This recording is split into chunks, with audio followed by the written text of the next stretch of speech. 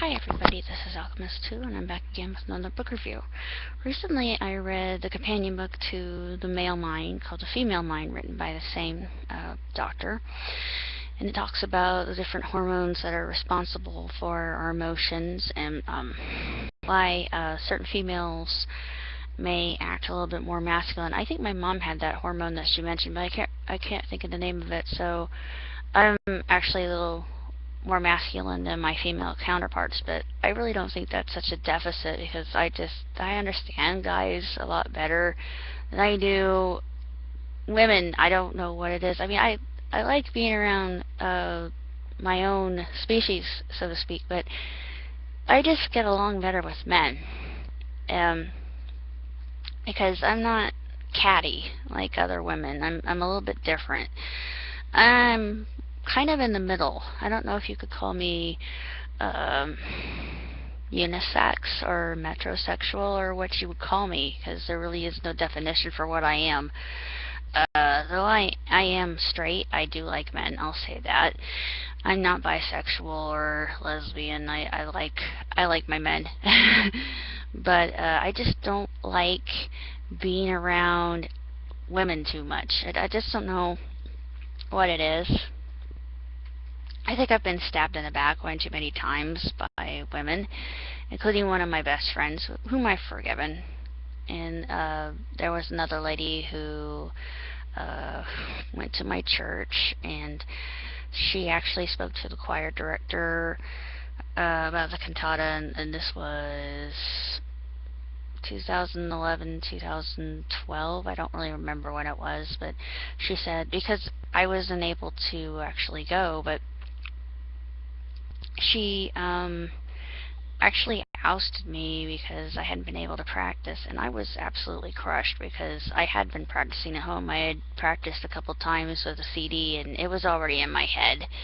So, of course, she got jealous of me, and she said, well, she can't possibly be involved because she hasn't been practicing. And I thought, I have too, but because of that, I was ousted, and of course I cried, and for a while I didn't forgive her, but then I did. I thought, I don't want to be that kind of person. I don't really have time. Life's too short. So I forgave her, and actually tonight she gave me a hug, which I wasn't expecting. I guess that was her way of saying that she was sorry. I've already forgiven her. She knows it.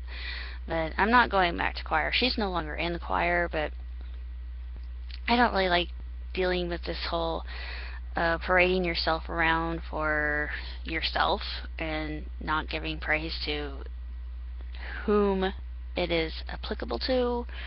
Anyway, I'm getting off track. Forgive me. Sorry. Moving on. The book itself is actually really quite fascinating. It just talks about menopause and perimenopause, and I'm considering it a research book. It's not a book you just read once and put on the shelf and say, oh, I'm done with it. No. This is a book that you can go back to and learn from time and time again, and it talks about all the, like I said, the different hormones that are so prevalent and why women age so much quicker than their male counterparts do, and why we're so much better at being emotive, and why we look at our mothers' faces so much more than the men, because it's just harder for a guy to process emotions than it is for females, because females are, we're programmed to do so. It's just in our neurological makeup. We're better at it. And I mean, that goes back to prehistoric minds and how we are evolved. And actually, based upon that, if we didn't get the attention that we deserved or that we were seeking, it could mean that we weren't being acknowledged, or we weren't. It actually leads to a lot of crime. Lesbianism is actually far less common than you think it is, according to the book. I would love for her to go into more my type of woman, because she talks about tomboys a little bit, but she doesn't really touch too much on that, and I was just a little bit disappointed because it's because of a hormone, and it's like I just feel more comfortable around guys. I don't know what it is, but I'm a daddy's girl. I'll always be a daddy's girl. I like hanging out with guys. I don't know what it is. I just they just seem more relaxed, and they do some things that are kind of silly and kind of foolish, but I like guys. I mean, I just feel more comfortable. I don't know if they would around me myself, but it's I don't talk that much. If I'm watching something on television, if I'm watching a good hockey game, I'm cheering for my team. I'm like yelling at the umpire because I get really into it, and I'm the same way if I play a video game. I mean, I don't know what it is, but get me into a sport I really enjoy, and I'm completely a different person. I get really into it. Same thing with a favorite TV show. Or favorite anime even. I mean, I get emotional. But I'm just different than other women, and I've always been that way, but it's just because I think my mom, she was used to having boys, and a lot of people don't know this story, but I'm going to go ahead and tell it if you don't mind me indulging you viewers out there, and please bear with me. Mom actually dated my father before, and she met somebody by the name of Jack, and I call Jack my stepdad, even though I never knew Jack, but Jack knew my mother officially first, and they fell in love, and they got married, and they had their first child, and their first child had megalocolon. That means he didn't have any natural orifice going out for bowel movements, so they had to actually create one. Excuse me, and that was extremely painful. And the first operation was successful, although it was very excruciating for the little boy, my first half brother. And he was going to go in for another operation, and the second time that he did, he had a cardiac arrest on the gurney, basically died. Now my mother decided to have another child despite the fact that her first son had passed on, and then she adopted a third, and they went up to Alaska for their honeymoon in July. I forget what year it was, but they went up to see her favorite brother, my uncle, and my uncle was a bush pilot, and they decided to go and fly, and my mom stayed on the ground, and she regretted never kissing them goodbye because unfortunately there was a low thick fog that is really easy for me to say, is it not? Low thick fog, low thick fog, low thick fog, low thick fog. Alright, low thick fog, and stupid brain, why can't you keep up? I mean, stupid tongue, why can't you keep up with my brain? Anyhow, they crashed into the side of that mountain, and they all perished. Everybody in that plane perished. And Mother, she really wasn't thinking of getting back together with my father, but my grandmother, my father's side, Grandmother Ruth, she had gotten word that my mother had lost her entire family, so she called my father, told Dad about Mom, and she was able to get Mom and Dad together. I call this the red thread of fate moment, and I don't usually use the word fate in very many sentences, but I know that they were meant to be together. And then they were able to get back together, and Dad actually convinced her to marry him. His pickup line was, well, if you can manage to housebreak an old bachelor, then you can have me. And it won her over. My dad's a smooth talker. And then he really had to coax her to have me because she really wasn't keen on having children. And they really weren't certain whether I was going to be a boy or a girl. But if I had been male, which I would have been okay with, my name would have been Raymond Arthur. Raymond, I forget who that was after. I know Arthur. That was after my grandfather, my dad's side. His nickname was Cotton because he was towhead. Raymond Arthur. This sounds like such a great name. I think I name a lot of my. I've named some male characters Raymond in honor of that, of the person that could have been had I not been me. But I was named after a courtesy aunt. Her name was Betty, of course, and we used to go to her house and celebrate Christmas together. Of course, sadly, she died because she smoked. I always told her, I said, Aunt Betty, you don't want to smoke. It's going to kill you. I was very blunt, and my mom told me everything I needed to know because she was a registered nurse. So by the time when I was really young, even when I was in kindergarten, I knew all the necessary ills of smoking, unfortunately, and that's why I don't smoke now or drink.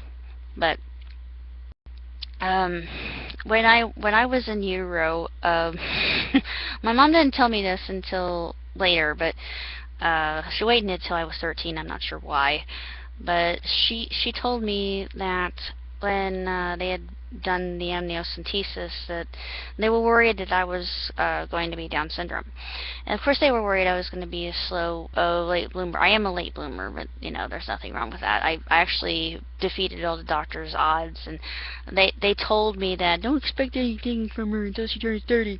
Well, doctors, I already proved you wrong. Firstly, because I got my scholarship when I was in high school, got myself on the honor roll 2 times. Sophomore, wait, no. Sophomore and senior year. And then oh wait, junior year. It was a sophomore year. It was junior and senior year, and then also my junior and senior year of college, I also got myself on the dean's list. I graduated in the top of my class when I was in high school. I graduated near the top of my class when I was in college. I've gotten 2 certificates, one in regulatory affairs and one in biopharm 101. I've also gotten an associate's of science in healthcare support. I got a dementia care certificate. I know how to take blood pressure. I know how to use a stethoscope. I can adapt to just about any operating system. I probably could relearn how to do HTML in my sleep. It's really easy stuff. HTML is simple. I did it once before. I can do it again. I can relearn it. But basically, one of the nurses, God love her, she came up to my mother at one point in time, I forget how many weeks along she was into her pregnancy, and said, you should consider an abortion because your child could be born with Down syndrome. What a moron! Excuse me! But I remember being in utero. I remember hearing music in utero.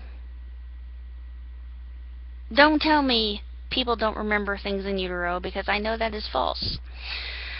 I remember a few things when I was just a little infant, when I was just crawling around, and I lived in our estate. Yeah, we had an estate before it was taken away. We had an overlook, and that was the closest thing I'm ever going to get to Downton Abbey, I think.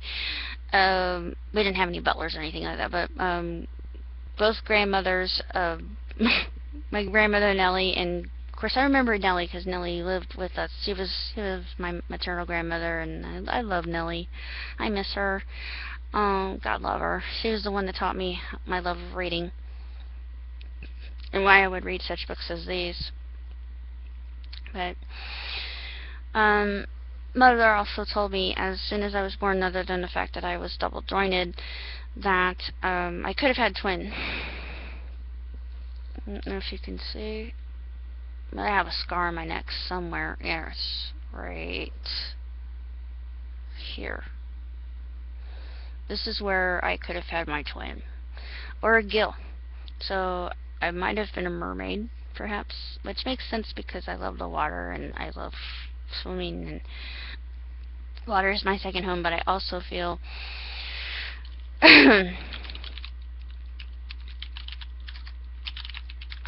like I'm missing something, and I've always been fascinated by twins, and I also feel like secretly I a Gemini in some ways. I mean, it's an odd thing. It's why I'm so obsessed with Solix. Well, just the captors in Homestuck. It's why I created my own Gemini character, for gosh sakes. I just think they're interesting. Um, and I can relate a lot because, when I was young, people used to make fun of me. They used to just call me names and torment me and trip me, and they just weren't very nice to me. And my whole entire childhood was basically hell on earth, except at home. Well, at home I was fine. I didn't have any problems. I had friends. But then once middle school hit, or what I like to call junior high, once junior high hit, and my best friend, well, closest thing I ever had to my sister other than my mother, when she betrayed me, I basically became a loner. I thought, I don't want to deal with this friendship thing. I mean, I have friends, don't get me wrong, but at that point in time, I just kind of did this. Turtle, turtle, turtle! Yeah, I basically went into my shell, and I didn't really come out too terribly much. I just didn't really trust people, and I thought no one understands me. No one gets me. No one's ever going to be able to relate on my level. I thought, good Lord, I sound like a raving maniac egotist, but I was afraid. I was scared that if I allowed somebody into my life, that they could probably stab me in the back again, like they did before. I had had it happen once again, and I thought, well, the probability of that happening's pretty likely because a lot of people are jealous of me. They have no reason to be jealous of me. I mean, come on. I'm sorry, this has turned into kind of a confessional, and I didn't really mean for it to. Just disregard the confessional. But anyway, if you want a good companion book to the male brain, I highly, highly recommend Female Brain. It's a well-fitting companion if you want to learn about what makes women tick. I wish she had written more about tomboys. It's just that's the one thing that I think is the only thing that's lacking. She does it just a little bit. It's a little tidbit, but it's the male and female brain. She says it's undiscovered territory. It's something that they're still figuring out, as well as hormone therapy, and women are changing how they define themselves. So same thing as men. I mean, when women used to get married earlier, they don't. I mean, they wait until sometimes even their 50s nowadays, even to have kids. And my mom, a lot of people were surprised that when I say my mother was 44 when she had me, and they just look at me like, how? Cesarean. I mean, she couldn't have had me naturally. I was breech, for one thing. I was a rebel from day one. Rebel, rebel, rebel. But, defying convention ever since. Whoo! But, no, I couldn't be normal. Normal's overrated. But, that's about basically all I have to say about that. So, confessional out of the way. I wish you all a good night. Happy Martin Luther King Day, and for all he stood for, and he is one of my role models. I don't like the fact that I had to go to work today, but at least it was short, so that's a good thing. Live long and prosper. Ciao, tutti.